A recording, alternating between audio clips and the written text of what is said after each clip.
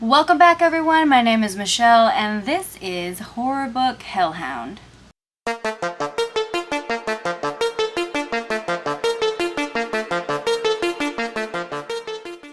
So today I am going to be kicking off my new mini-series of my favorite horror books and movies in different subgenres. And today we're going to start off with psychological horror. Now, as a quick disclaimer, my version or opinion about what is and isn't psychological horror might differ from yours. That's totally a possibility because there are certain things that I find very mentally disturbing that you may or may not also find mentally disturbing. So if we have different opinions, that's great. Just let me have mine and you can have yours. Cool? So we're going to start off with movies and then finish up with books because I have way more movies than books in this particular subgenre that I love. So keep in mind, this is in no particular order. None of these are, necessarily listed above the others as far as being my favorites. But we're going to start with, of course, Red Dragon and Silence of the Lambs. Now, as far as movies go, The Silence of the Lambs came first, and then they filmed Red Dragon. But Red Dragon is actually a prequel, and these stories were originally books as well. I have read Red Dragon about twice. I plan on reading it again very soon, and I've never read The Silence of the Lambs, so I am planning on reading that later, probably at the beginning of next year as well. So just to give you a quick little rundown of what Red Dragon is really about, ex-FBI agent Will Graham, played by Edward Norton, is an expert investigator who quit the Bureau after almost losing his life in the process of capturing the elusive Dr. Lecter, played by Sir Anthony Hopkins. After a series of particular grisly murders, Graham soon realizes that the best way to catch this killer, known as the Tooth Fairy, is to find a way to get inside the killer's mind. For Graham, that means confronting his past and facing his former nemesis, the now incarcerated Lecter. The reason that, as far as films go, I enjoyed Red Dragon a little more than The Silence of the Lambs was because we get Ralph Fiennes or Rafe Fiennes, however you say his name, okay? A lot of people say his name very different, very strange, so just, you know who I'm talking about, the guy who played Voldemort, all right? He is amazing in the role of the Tooth Fairy. I absolutely adore his ability to capture this very disturbed being. I mean, obviously Sir Anthony Hopkins is Hannibal Lecter in my opinion. It was really hard for me to accept Mads Mikkelsen at first. However, beautiful, beautiful, beautiful. If you do prefer the TV show to the movies, I do not fault you for that, just because the TV show is so beautiful in like this grotesque, disturbing way. However, back to Red Dragon. Sorry, rabbit. Ralph Fiennes, aka Voldemort. I might just refer to him as Voldemort throughout this little bit, to be honest with you. He is so amazing. Like, you can empathize almost, or at least sympathize with his character and see the inner struggle that he's going through. But also, at the end of the day, he is a monster. And it's pretty fucking awesome to just kind of dive into the psychosis that this individual is going through and why he feels the need to kill in those particular ways. But obviously The Silence of the Lambs is right up there with me as well. I like those two movies better than Hannibal, if I'm being honest, and it has nothing to do with the fact that they recast Clarice. Dear fucking God. It had nothing to do with the fact that they recast Clarice, but it just didn't feel the same. I mean, Sir Anthony Hopkins is wonderful in, like, literally any role he takes on, so that was still very interesting. It's just some of the director choices, I think, some of the filming choices just weren't really up to par with the other two movies, in my opinion, but that's just my opinion. The TV show, Hannibal, is phenomenal, definitely falls into psychological horror, has this wonderful true crime feel to it. So yeah, definitely check that out if you already love the Hannibal movies. I promise you will get over the fact that Mads Mikkelsen takes over the role because he is phenomenal as well.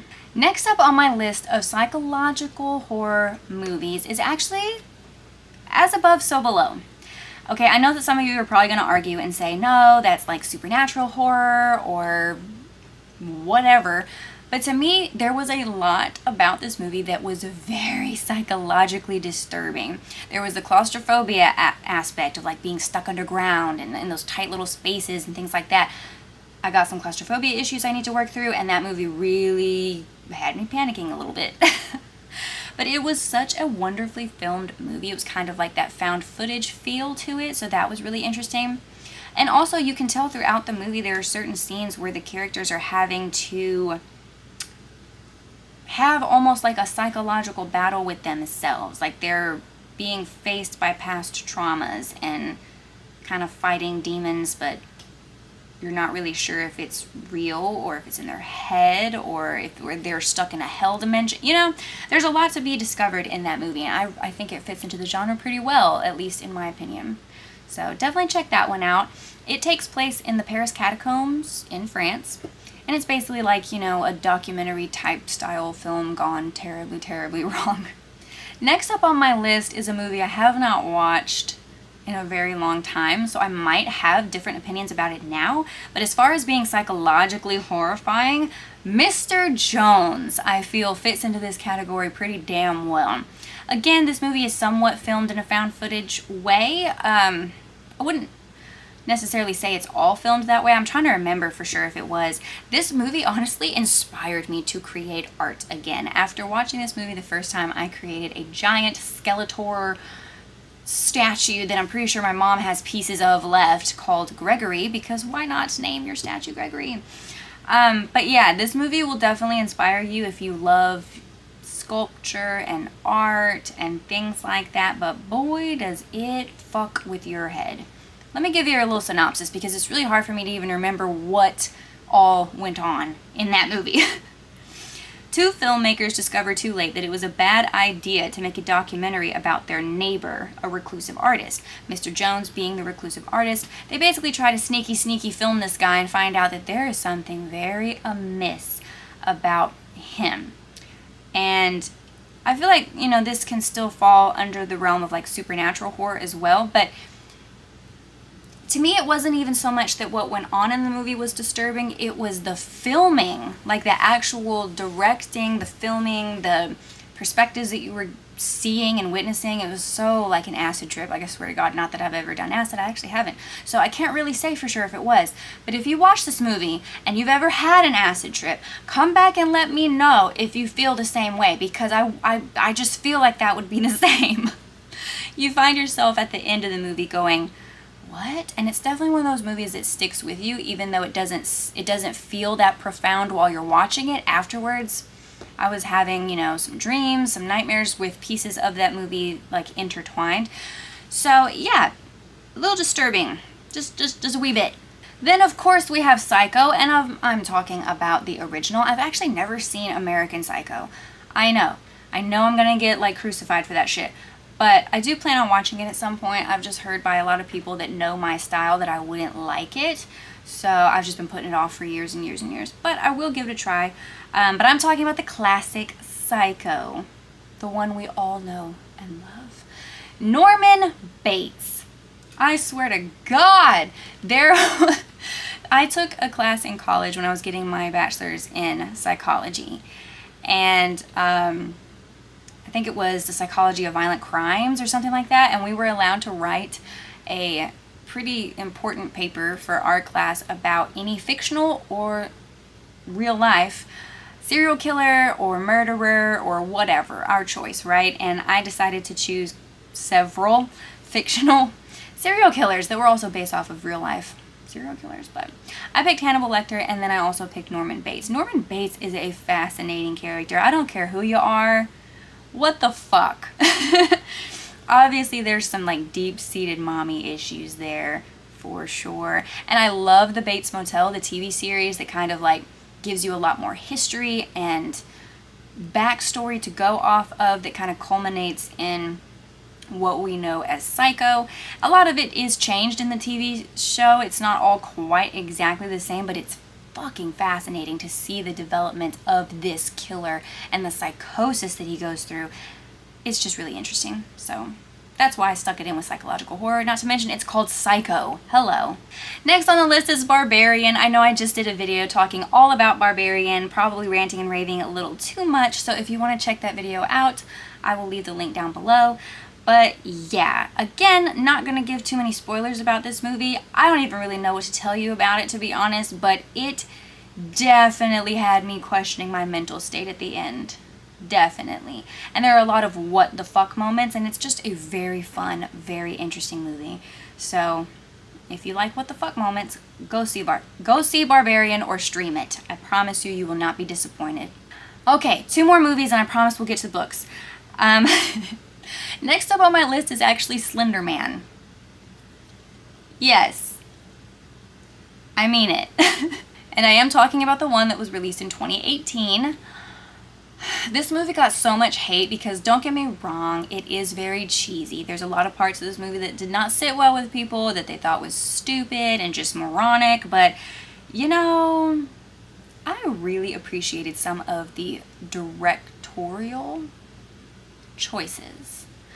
As far as like filming different scenes where these girls were seeing things that weren't there, seeing things that were there, but they were only there for them. You know, like there's a lot of questioning that goes into it because obviously it's a supernatural horror film.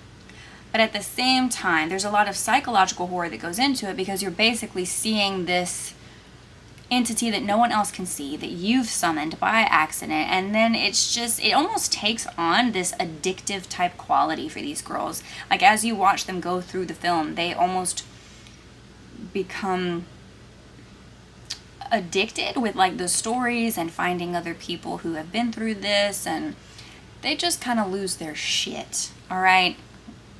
And to me it was just pretty disturbing overall, just some of the scenes that happened, some of the things they were seeing that weren't actually there, but they were, but they weren't. So I really enjoyed this movie. If Slender Man's just not your thing, then by all means don't watch it, but I just thought it was kind of cool. Last but not least for movies, any fucking Rob Zombie movie. Literally any Rob Zombie movie gets in my head. House of a Thousand Corpses, The Lords of Salem fucked me up. I mean, I'm not even gonna lie. Then there's 3 from Hell, which I don't think I made it through that one all the way. I like fell asleep or something, but I did have nightmares about it. But I actually loved Rob Zombie's remake of Halloween. And I know that that's like a fucked up thing to say because I am a fan of the original too, and a lot of the fans of the original absolutely hated it. But his remake of the first one really took a deep dive into what made Michael Myers the way he was. It did take a little bit of the fear out of it because like in the original, you don't really know why he is the way he is. He's just like a demon in human flesh, right? But with Rob Zombie's depiction of him, he is very psychologically damaged. He's been through abuse. He's been through horrible mistreatment. So it makes a little more sense. Still not good at all. Still terrifying, but it just makes a little more sense overall. Okay, I'm going to give you 3 books that I have read within the past year or so, honestly past few months to be honest, that I feel fall into the psychological horror genre. You can fight me if you want, but I feel like these stick. That I enjoyed, first and foremost. I did enjoy these books and I do plan on keeping them and rereading them in the future. So first off, we're going to start with The Patient by Jasper DeWitt. This book is obviously within the realm of psychological horror, but it can potentially fall into demonic possession horror as well. I'm just going to leave it at that because I don't want to give you guys any spoilers, but let me tell you what it's about. In a series of online posts, Parker H., a young psychiatrist, chronicles the harrowing account of his time working at a dreary mental hospital in New England. Through this internet message board, Parker hopes to explain his effort to cure one bewildering patient. We learn, as Parker did on his first day, of the facility's most difficult and profoundly dangerous case, a 41-year-old man originally admitted to the hospital at age 6 with night terrors. This patient has no known diagnosis, and his symptoms have evolved over time in unusual ways. The only reliable factor, every person who has encountered him has been driven to madness or suicide. Desperate and fearful, the hospital medical director keeps the patient confined indefinitely, allowing only minimal contact with staff for their own safety. Parker, confident in his skills, is convinced he will be the one to cure what others cannot by figuring out what ails the suffering, enigmatic man. But when events spiral out of his control, Parker finds himself face to face with a possibility beyond his wildest imagining. If you think it's going to be your stereotypical demonic possession case, no. There are some twists and turns that you might not see coming. The next book up is The 7 Visitations of Sydney Burgess by Andy Marino. I read this book not too long ago. I did an actual reading vlog with it, so if you want to hear more about what it's about, how I felt about it, definitely check that out. If I remember, I'll put the link down below. You can read up here at the top. It says possession is an addiction. There is a lot of addiction like lingo and discussion in this book and kind of some correlation with possession, but there is something so disturbing about the descriptions, about the process that Sydney is going through, about everything that she's finding out, and things that are coming to light that she forgot about or didn't know about or suddenly remembered. Like, this book was just disturbing, okay? It fucked me up in the head. It gave me at least one nightmare that I can remember, and if that's your thing, check it out. And again, this could fall under the demonic possession subgenre, but it is so other and it is so different from what you would expect from a typical possession book that I'm putting it in this category instead. Last but not least for books, we have Sundial by Catriona Ward.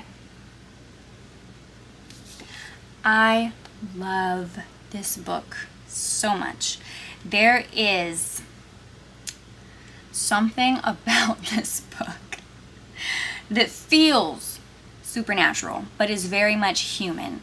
And it is disturbing, and it is traumatic, and there is some definite, like, devastation that goes on in this book. It is one thing after another. One thing after another. And there is a lot of psychological torment being perpetrated by people in this book. So that's why I chose to put it in this category. There are some very disturbing moments, especially towards the end. It is kind of a slow burn though, so keep that in mind if slow burns are not really your thing.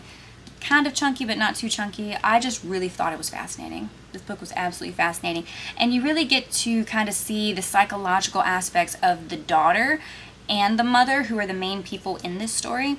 And just everything that they go through, everything that they experience, especially for the mother. Like, holy shit. There is so much to unpack here. But it is so good, and it is so worth it. This is one of those books that I am very glad to have read, and I will most likely reread 100 times in the future. So, those are my recommendations. Psycho is also a book. We already talked about Red Dragon and Silence of the Lambs are also books, as well as Hannibal and Hannibal Rising. There are books about Slender Man that could possibly be a little psychologically disturbing as well, because there have been some real life murders taking place because of that. But yeah, those are some of my choices for psychological horror and my favorites. What are yours? Leave me some recommendations for psychological horror movies, TV shows, books, all the above down below, and be sure to like and subscribe if you haven't already. Other than that, I'm pretty sure I've talked y'all's ears off by now.